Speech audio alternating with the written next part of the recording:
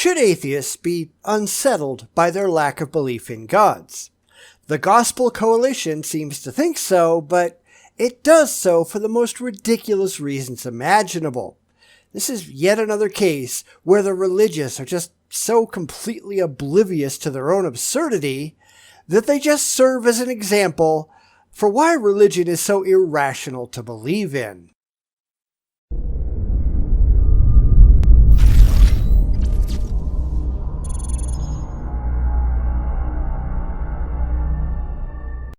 I realize that I've been doing a ton of really long-form content of late, so I decided to give something a little bit shorter a go. This time out, the Gospel Coalition is going to throw more silly accusations at atheists. But this is absurdly silly when you really stop to think about it. Effectively, Ligon Duncan is saying that because atheists aren't giving him the answers that he likes, that atheism must be wrong. That's quite an ego that you've got there, Mr. Duncan. Too bad it's so absurdly misplaced. I have never heard a compelling case by an atheist thinker about what is true, what is good, what is beautiful, and is their ultimate meaning. Because that's not our job. But this goes right back to the typical theist failing, where they don't understand that we're not just another pseudo-religion, with faith and creeds and blind beliefs about things that are not reflected in objective reality. That's you people. It's not us. But the religious have a problem understanding that. They assume that we're behaving exactly as they do. We're all following a single cohesive belief system. We have faith and we're all reacting emotionally to the world around us. And that's simply not true. Instead of treating us as individuals, they are treating us as an extension of themselves. It's yet another reason why these discussions never actually go anywhere. Because the religious have this bizarre mischaracterization of what they think atheists are, just as they have a bizarre misunderstanding of logic, reason, and reality itself. We are two groups speaking the same language in entirely different ways so that nobody on either side understands the other. The only side trying to bridge that gap are the atheists. The religious are simply not concerned. What does that tell you? I've seen pagans appeal to other kinds of theism to give answer to those things. Yes, but that's because they're theists. We are not. You are assuming that we need to appeal to your way of thinking so that our answers make sense to you. Why? It isn't like you're trying to frame your answers in a way that makes sense to us. But you don't care, remember? You expect everyone to cater to you. You expect everyone to phrase their answers in ways that you like. You won't do the same thing in return. Atheists, speaking only for myself of course, want your beliefs to make rational sense. But they don't. And you don't care that they don't. You don't care if your beliefs make any sense of any kind whatsoever. You only care if they are emotionally comforting. Like I said, you might be speaking English ostensibly, but to the ears of rational people, what comes out of your mouth sounds like complete gibberish. You need to fix that if you want anything productive to come from discussions with the non-religious. And, of course, you don't. And as a Christian, I have a theistic answer to that because I believe that there is objective truth, and I believe that there's objective morality, and I believe that there's objective beauty in this world, and I believe that there is real meaning. But you can't prove any of that. You are viewing reality through your thick pair of theist goggles, and you are incapable of stepping back and asking yourself if any of those things that you believe, not know, not can demonstrate, but believe are true. It's why the non-religious spent so much time trying to walk the religious through basic logical thinking skills.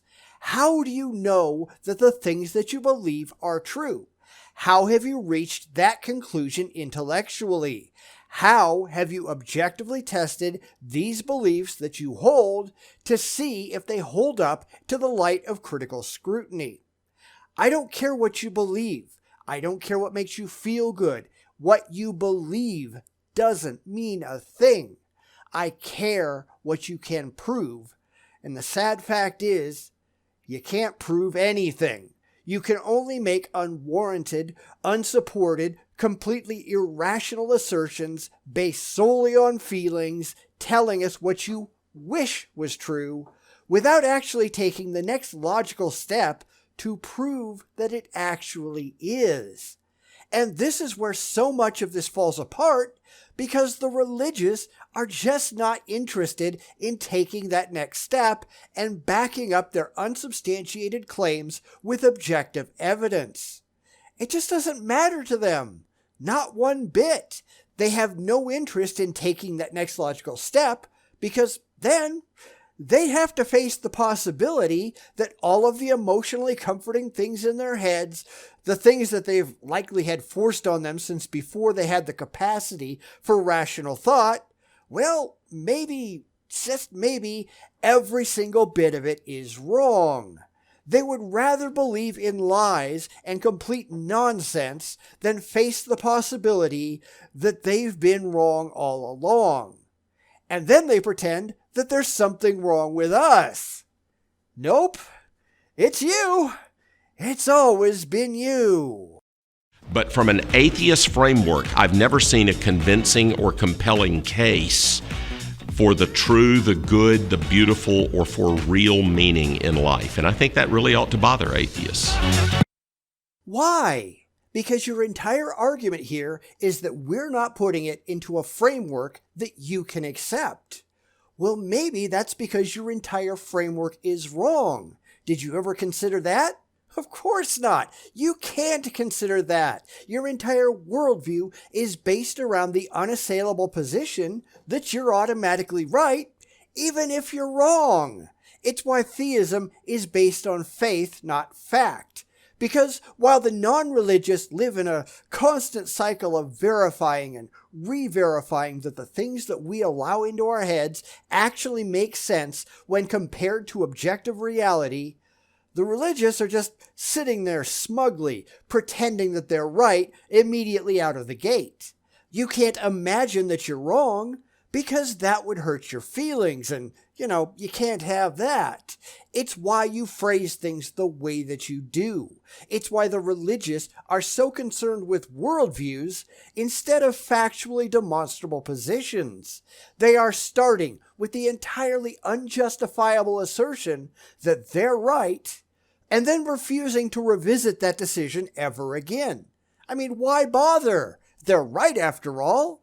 But that's really the only applicable quote-unquote worldview out there. And that's being concerned with how the world, the objective world that we all share, actually operates as determined by the best available data that we have at hand right now.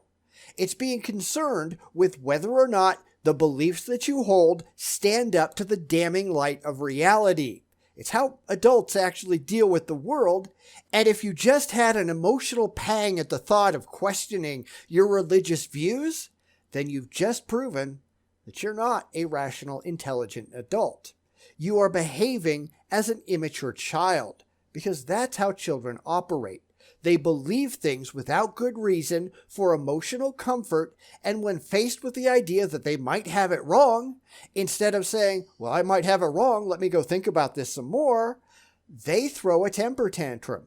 Try suggesting to a young child that there is no Santa Claus. They're gonna freak out. If there is no Santa Claus, where are they gonna get their presents from? They want their presents, so of course Santa is real. Theists do the same thing. They want to go to heaven,